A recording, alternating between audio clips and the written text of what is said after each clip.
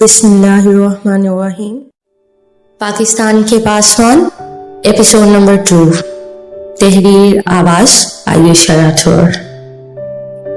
اسلام آباد international airport پر پہنچتے ہی اس نے ارد گرد نگاہ دوڑائی۔ مانیہ پہلے سے ہی وہاں پہ موجود تھی۔ ایرا کو دیکھتے ہی وہ بہت خوش دلی سے اس کی جانب بڑھی۔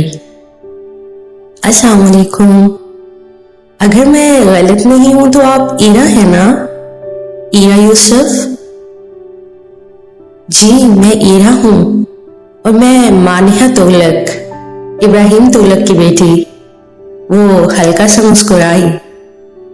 تو چلیے مادام، ہم اپنے خوبصورت سے شہر میں آپ کو ویلکم کہتے ہیں۔ ایکچولی ابا نہیں آ سکے، انہوں نے مجھے بھیجا ہے آپ کو لینے۔ مانیہ کو ایرا پہلی نظر میں ہی بہت اچھی لگی تھی۔ وہ ایرا کو اپنے ساتھ لیتے ہوئے گاڑی کی جانب بڑھ گئی۔ مانیہ ایرا کو بیٹھنے کا اشارہ کرتے ہوئے ڈرائیور سے سامان رکھوانے لگی۔ گاڑی میں بیٹھتے ہی ایرا بہت بے دلی سے روڈ پر آتی جاتی گاڑیوں کو دیکھنے لگی۔ اس کی آنکھوں میں عجیب سی ویرانی تھی۔ مانیہ نے اس کی طرف دیکھا۔ اسے بے اختیار ہی ایرا پر بہت پیار آیا۔ وہ 23 سال کی دھان پان سی لڑکی تھی، سنہری مائل رنگت پر کمر تک آتے لمبے بالوں کی آبشار سی بکھری تھی، اور اس پر تیکھے نقوش اور بڑی بڑی غزالی آنکھوں پر لمبی پلکوں کی جھالر نے اسے مزید جلا بخشی تھی۔ وہ یک ٹک اسے دیکھے گئی، جس کو اتنی سی عمر میں اتنے بڑے غم سے دوچار ہونا پڑا۔ مانیہ ہلکا سا ہنکاری اور بولی، ایرا کیا سوچ رہی ہیں آپ؟ پلیز غم نہ کریے، ہم سب کو ہی ایک دن لوٹ جانا ہے۔ جب ہم عقیدہ آخرت پر یقین رکھتے ہیں تو ہم مرنے پر بھی تو یقین رکھتے ہیں نا۔ اور پتہ ہے آپ کو، نیک روحیں جلدی اپنے رب سے ملا کرتی ہیں، سو پلیز غم مت کریے، بس اطمینان رکھیے اور اللہ پر یقین بھی رکھیے، کیونکہ وہ پاک ذات ہر چیز پر قادر ہے۔ وہ بے دلی سے مسکرا دی۔ پتہ ہے مانیہ، مجھے ایسا لگتا ہے کہ میں بہت لمبی مسافت طے کر کے آئی ہوں۔ اس کی آواز میں ایک نہ محسوس ہونے والا کرب تھا۔ اسلام آباد آتے ہوئے عجیب سی کیفیت سے دوچار تھی وہ۔ یہ شہر میرے ماما بابا کا شہر ہے، جہاں ان کا جنم ہوا، یہاں کی فضاؤں میں انہوں نے سانس لیا، اور پھر اسی شہر میں ان کے اپنوں نے انہیں اس سے دور کر دیا۔ اور پتہ ہے، اس شہر میں آتے ہوئے ایک ڈر سا تھا کہ پتہ نہیں اس شہر کے باسی مجھ سے کیسا سلوک کریں گے، پتہ نہیں شاید مجھے پھر سے در بدر ہونا پڑے۔ وہ بہت ہی بے چارگی سے بولی، جانتی ہو مانیہ، میری خواہش تھی کہ میں اپنا ملک، اپنا شہر ماما بابا کے ساتھ دیکھوں، لیکن میں نہیں جانتی تھی کہ یوں اچانک ایسے آنا پڑے گا۔ اس کی آنکھوں میں جھلکتی نمی نے ماحول میں عجیب سی افسردگی بھرتی تھی۔ مانیہ تسلی کا ایک لفظ بھی نہ بول سکی، اور راستہ تھا کہ ختم ہو چکا تھا۔ خلاف توقع ایرا کا بہت شاندار استقبال کیا گیا۔ سائرہ بیگم تو جیسے نہال ہی ہو گئی تھی۔ ابراہیم تغلق بھی بہت تپاک سے ملے تھے۔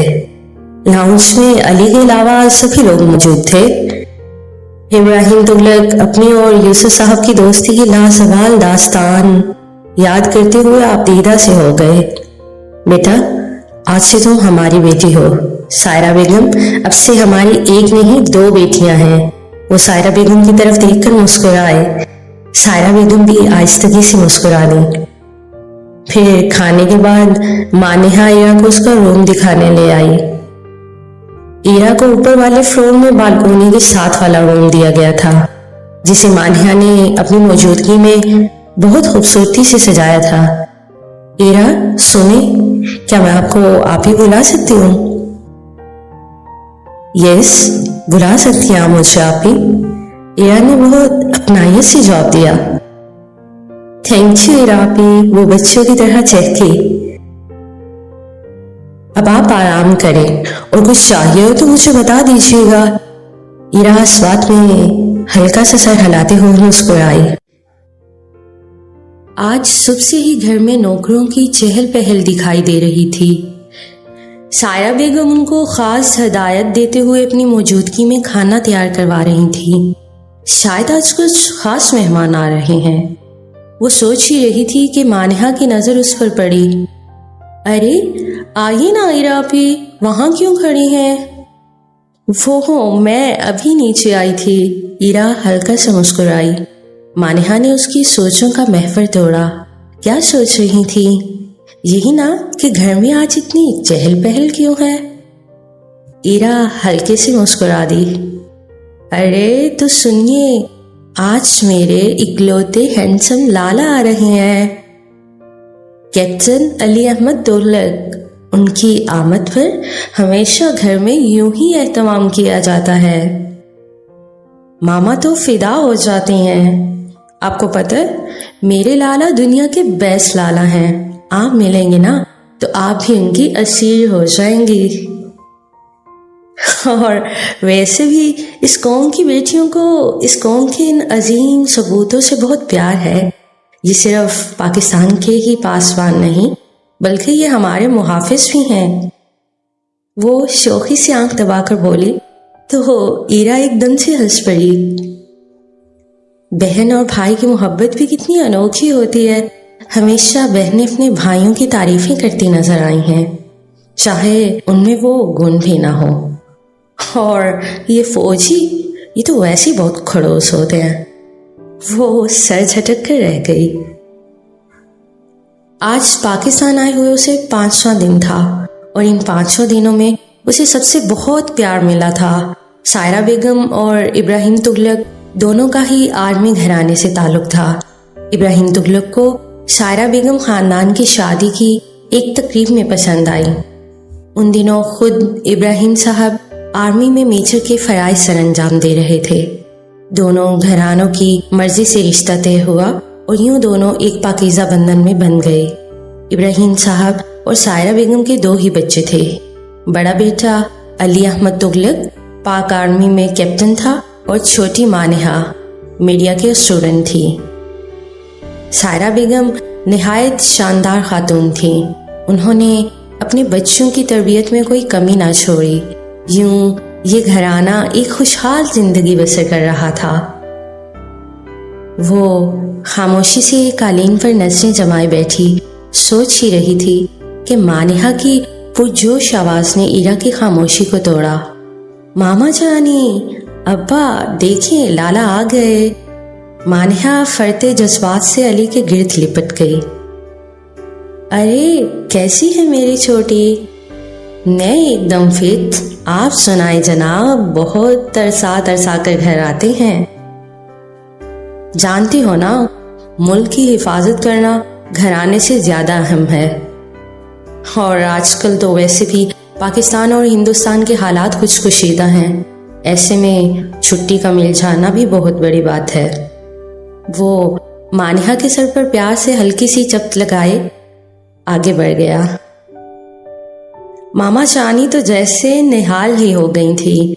इब्राहिम साहब भी अपने जवान कड़ियल बेटे को इतने दिन बाद देखकर बहुत खुश थे। और फिर पाकिस्तान आर्मी और एसएसजी का हिस्सा होना कोई आम बात थोड़ी है।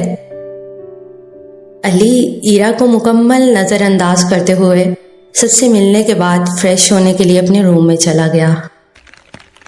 आज मौसम के साथ साथ दिल का मौसम भी खुशगवार था।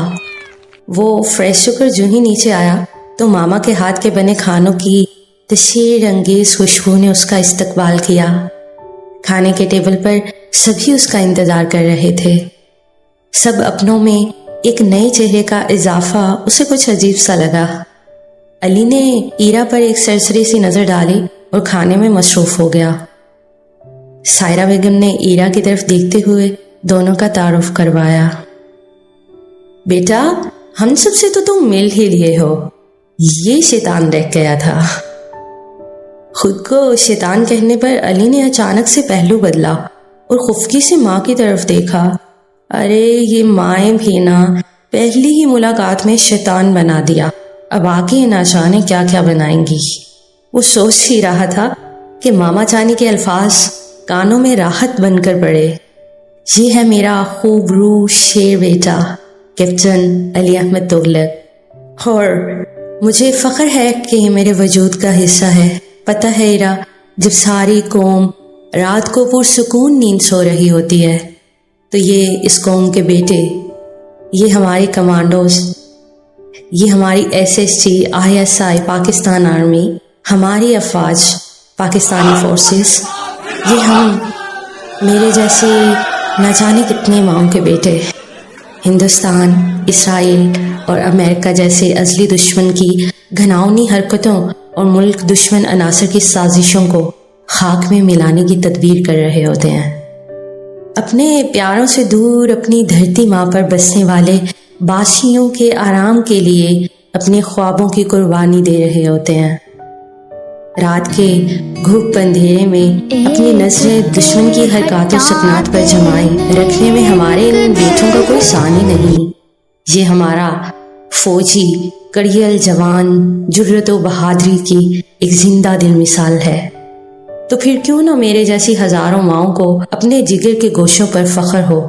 سورہ صف میں اللہ پاک اپنے انہی مجاہدین کے لیے جو کہ رضائے خداوندی کا پروانہ بھی ہیں فرماتا ہے، حقیقت یہ ہے کہ اللہ ان لوگوں سے محبت کرتا ہے جو اس کے راستے میں اس طرح صف بنا کر لڑتے ہیں جیسے سیسا پلائی ہوئی عمارت ہو۔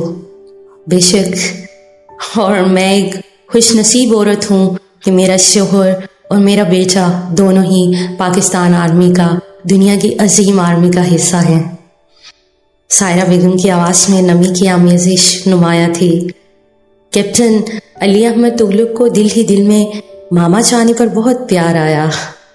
ایرا مسکراتے ہوئے ایک ماں کا اپنے بیٹے کے لیے پیار دیکھ رہی تھی۔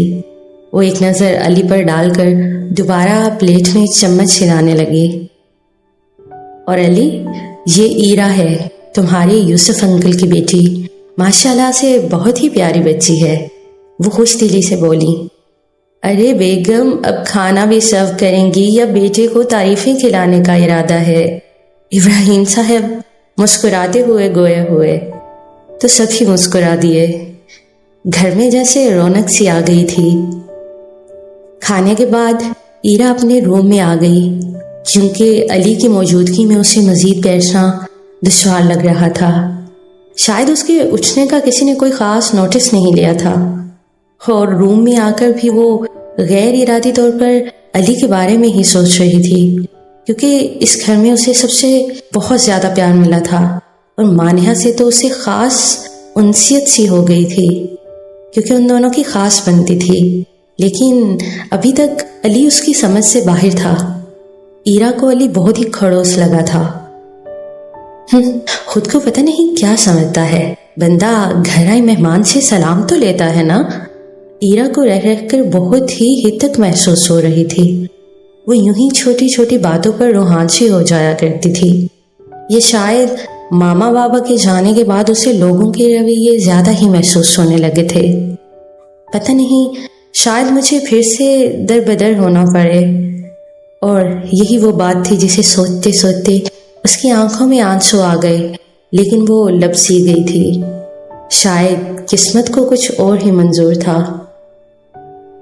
بعض اوقات انسان بہت کچھ سوچتا ہے، لیکن جو ہم سوچ رہے ہوتے ہیں اللہ اس سے بہترین تدبیر کر رہا ہوتا ہے، کیونکہ وہ بے حد رحیم اور رحم کرنے والا ہے۔